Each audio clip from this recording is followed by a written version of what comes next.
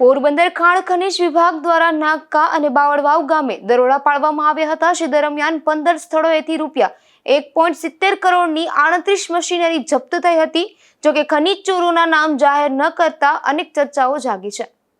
પોરબંદરના કલેક્ટરની સૂચનાથી ખાણ ખનીજ ટીમ દ્વારા નાગકા અને બાવળવાવ ગામે આકસ્મિક ચેકિંગની કામગીરી હાથ ધરવામાં આવી હતી, જેમાં જુદા જુદા 15 લોકેશન પરથી ગેરકાયદેસર બિલ્ડિંગ લાઇમસ્ટોનના ખનન માટે વહનમાં ઉપયોગમાં લેવાતી મશીનરી જપ્ત કરવામાં આવી હતી, જેમાં 24 ચકરડી machine, 2 generator machine, 3 truck, 5 tractor, 2 JCB અને 2 હિટાચી મશીન મળી કુલ ₹1.70 કરોડની કિંમતની 38 જેટલી મશીનરીઓ જપ્ત કરી હતી।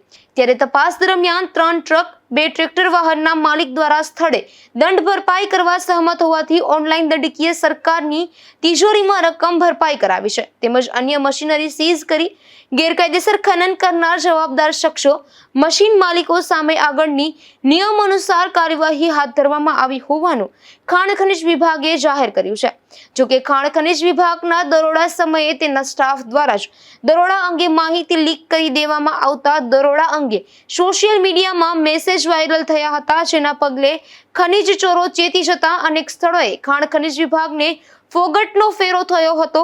જોકે ઉચ્ચ અધિકારીઓના ધ્યાને આ વાત આવતા ખાનગી રાહે આ મામલે તપાસના ચક્રો ગતિમાન થયા હોવાનું ચર્ચાઈ રહ્યું છે। બીજી તરફ આ વખતે પણ ખાણ ખનીજ વિભાગ દ્વારા રાબેતા મુજબ ખનીજ ચોરોના નામ જાહેર કર્યા નથી, જેના પગલે અનેક ચર્ચાઓ જાગી છે। નિપુલ પોપટ સાથે અશોક થાનકી, ગુજરાત ન્યૂઝ, પોરબંદર।